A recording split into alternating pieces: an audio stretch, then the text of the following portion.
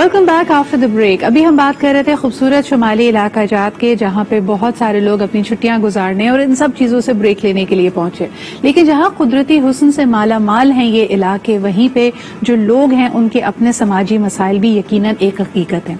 आज हमारे साथ मौजूद हैं निघत अकबर शाह साहिबा, who is an upcoming film producer and entrepreneur, और उन्होंने एक खास फिल्म बनाई है जो कि इशारा करता है इन्हीं समाजी बुराइयों की तरफ। अस्सलाम वालेकुम निघत, क्या हाल चाल है आपके? अस्सलाम वालेकुम सिद्रा, बहुत बहुत शुक्रिया मुझे अपने शो में लेने के लिए।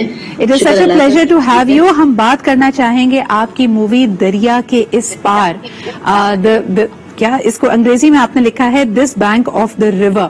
प्लीज इसके बारे में हमें बताइए कि what inspired you to make this movie. ये मूवी मैंने सुसाइड जो बढ़ते जा रही थी हमारे एरिया में, स्पेशली चित्राल, हुंजा और गिलगित के एरियाज में, मैं अपने आप को अपडेटेड रखती हूँ। तो पिछले 10-15 सालों से ये सुसाइड की रेट्स बहुत ज़्यादा होती जा रही थी। तो मुझे इसके लिए कुछ करना था, प्रैक्टिकली कुछ करना था। लेकिन बहुत दफ़ा कोशिश की। 2014 में हमने एक साइकोलॉजिस्ट को वहीं पे स्पॉन्सर किया ताकि हम कुछ सेमिनार्स कर सकें, और लोगों को एक टेक्निक है कि TBT, ट्रामा बस्टर टेक्निक, वो भी कुछ लोगों को सिखाया ताकि वो आगे जाके प्रैक्टिस कर सकें और लोगों की हेल्प कर सकें और खुद की हेल्प कर सकें। लेकिन Sidra, there was a point, मुझे ऐसा रियलाइज हुआ कि सिर्फ सेमिनार्स करना, preaching the choir was not enough.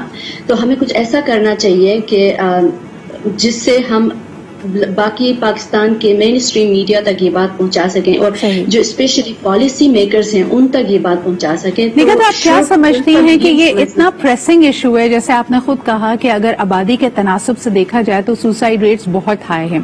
क्या आपके पास कुछ डेटा मौजूद है जिससे हमें ये अंदाजा हो कि कौन सा एज ब्रैकेट है जिसमें ये खुदकुशी का पैटर्न हमें साथ नजर आ रहा है? जेंडर वाइज हमारे पास कोई ब्रेकअप मौजूद है कि खुदकुशी करने वाले या अटेम्प्ट करने वाले लोगों में कितने खवातीन और कितने मर्द मौजूद हैं? और कॉमन वजूहात आप क्या देखते हैं? इतना sense of depression and depravity क्यों है जिसकी वजह से लोग इस तरफ माइल होते हैं? जी, रीसेंट एक स्टडी के मुताबिक जो मैं रीड कर रही थी, कुछ डेटा मेरे पास आए थे, उसके हिसाब से 77% इसमें खवातीन हैं जो कि यंगस्टर्स हैं, between the ages of 23 to 35। इस एज के बहुत ज्यादा हैं। और उसमें बाकी जो परसेंटेज है 20% ऑलमोस्ट गाइस का है, बॉयज भी सुसाइड कमिट करते हैं। और इसमें बहुत सारे वजूहात हैं। बहुत दफा ऐसा देखा गया है कि ड्यूरिंग द एग्जाम के दौरान बहुत ज्यादा लड़कियों में और फिर लड़कों में सुसाइड की शरह ज्यादा हो जाती है। मेरा ख्याल है वो इसकी वजह ये है कि वो बहुत ज्यादा कंपेटिटिव एनवायरनमेंट में वो चले जाते हैं, और पेरेंट्स भी उनको पुश करते हैं कि एग्जाम में बहुत अच्छे नंबर लेकर आएं, डॉक्टर बने, इंजीनियर बने, या फिर सिविल सर्विसेज में चले जाएं। उसके अलावा कोई भी जॉब पेरेंट्स को लगता है कि वो टर्शियरी हैं या उनकी कोई वैल्यू हुई नहीं है। तो इस अवेयरनेस की बहुत जरूरत है। अभी रिसेंटली जैसे last for the past 50 days में चित्राल में 8 to 9 सुसाइड केसेस अभी रिपोर्ट हुई हैं। Just in the mayor period of 50 days 8 से 9 लोगों ने खुदकुशी यानी रिपोर्ट हुई है। और माइंड यू कि हम अक्सर जब बात करते हैं कि ये रिपोर्टेड नंबर्स हैं, जिसका मतलब है कि अनरिपोर्टेड केसेस की भी एक प्रॉबेबिलिटी है जो कि वहां पे हो सकते हैं। निघत, आप क्या समझती हैं? इस फिल्म के जरिए आपने इस बड़े अहम इशू की तरफ लोगों की तवज्जो को मबजूल किया है, लेकिन अब what should be the next step? इसके बाद क्या करना चाहिए? आप क्या चाहेंगे कि पॉलिसी मेकर्स की तरफ से क्या स्टेप्स लिए जाएं? मुझे लगता है सिद्रा, बहुत जरूरी है कि जब बच्चे स्कूल चले जाते हैं प्राइमरी लेवल पे उनको काउंसलिंग दी जाए, और फिर जब वो 9th ग्रेड में चले जाते हैं हमारे पाकिस्तान में, वो चूज करते हैं उनको साइंस के कौन से सब्जेक्ट्स लेने हैं ताकि वो आगे क्या पढ़ें, और आर्ट्स के कौन से सब्जेक्ट्स लेने हैं।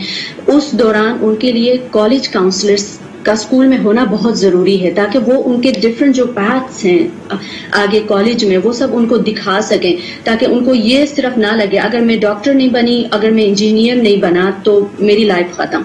तो ये बहुत जरूरी है। और दूसरी बात ये है कि मेंटल हेल्थ इंफ्रास्ट्रक्चर पे हमारे गवर्नमेंट को चाहिए कि वो मीनिंगफुल इन्वेस्टमेंट करें, ताकि हॉस्पिटल्स हों जिसमें साइकियाट्रिस्ट बैठे, साइकोलॉजिस्ट बैठे, और اس طرح کے جو کاؤنسلنگ ہے یہ free of charge available who.